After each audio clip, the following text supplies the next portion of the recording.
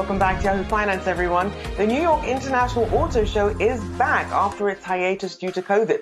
So what do some of the biggest brands in the world have to offer? Our auto and EV reporter Pras Subramanian joins us from the show now. Pras, what can you tell us? Hey, Rochelle. Yeah, we're here at the New York Auto Show 2022 edition. I'm here with one of the stars of the show, the Nissan Ariya all-electric vehicle. And I'm here with this designer, Alfonso Albaisa, Nissan's global head of design.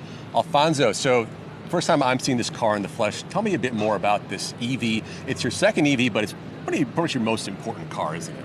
Very much. I mean, it symbolizes the next step for us, and really, in my 34-year experience, it was unique in the sense that at the very beginning, engineers were asking, like, where do you want major components? And that's like the promise of the new world, where you can literally move things around on this kind of magic carpet platform, skateboard, what I like to call it, magic carpet. Yeah, you know, I actually had a chance earlier this week to drive the Nissan Ariya here in New York City, in traffic, in some areas that were less populated. And I really was impressed by the fit and finish of the material. This is a near production model here. But I was surprised by, Nissan is a traditional car that most people can afford to buy. It's not a higher aspirational model, but I found the Ariya to have those types of fit and finishes, and especially that glowing, the wood piece that actually had the haptic buttons within it. I love the fact that we have this movable center console. Tell me more about that, what your thoughts were behind the actual interior of this car. Yeah, because when we figured out that by moving major components into the front of the car, that we had this amazing open space. And naturally, because we're a Japanese car company, you get these notions of Zen and all of this stuff. And at the same time, we were dreaming of this Japanese futurism. Yeah. And so we jumped on that. So how to express technology with a warmth, because Japanese modernism has a warmth. So that's why the wood, as you use, the wood, when you turn the car on, all the lights come through the wood. Yeah. And then, which is already nice, but then they become functional, so the wood becomes alive. It's not real wood, but anyway. And you mentioned this kind of more premium environment, because I think even in a minimalist environment, there's not a lot of things in there, but the way each thing plays a role in the totality, it was very carefully curated. So Alfonso, you've been at Nissan for quite a long time now. You've seen many cars come and go.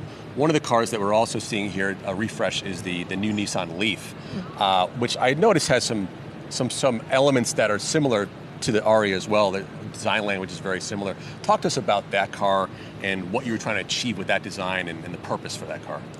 I mean, the Leaf obviously is the ambassador for us. It's the most brave thing that we probably have done in the entire history of Nissan, to a world that didn't have EVs and no charging stations, by the way, to not only make a car, but to also start relationships with cities to encourage them to create infrastructure. And yes, it's been going on for a long time, and then we knew Ariya was coming. And even though, like you said, it's a mild refresh, but a few touches to make alignment with its big brother or sister, Ariya. So the front end became much simpler, it became more of a black tech shield like this, and because it's still essential for us. It's one of the least expensive cars to own. And I'm not talking MSRP, I mean just I'm alive, I'm using my car every day, and why is my wallet not being drained by the experience? And the Leaf really is the master. Ariya as well, EVs are, living with an EV is once you set your things up, is effortless. So one last question, back to the Ariya. It's a very highly anticipated car for the brand. We had heard that they're going to delay its release a little bit because of the fact that there's component shortages that are affecting the entire industry. As a designer, what can you do or is there anything you can do to actually alleviate these, this acute problem happening in the industry right now? How do you make that work so this car comes out sooner, if you can? Sooner sometimes is more difficult, but we can help the company understand some possibilities.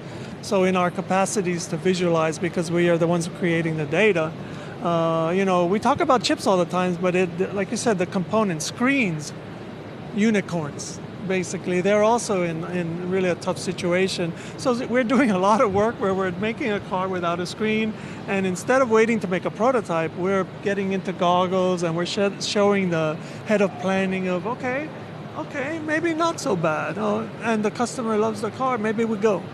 And this kind of relationship is how we're living in the company. It's not just, dreaming of the future, but helping the today. So Alfonso, you're not really global head of design, maybe global problem solver as well with troubleshooting with the cars and brands here at Nissan. Alfonso Albaisa, thank you so much. Thank you. Back over to you guys. Thanks. All right, Yahoo Finance's own Pras Subramanian jamming away at Javits on the automotive beat. We appreciate the updates right there from the International Auto Show floor.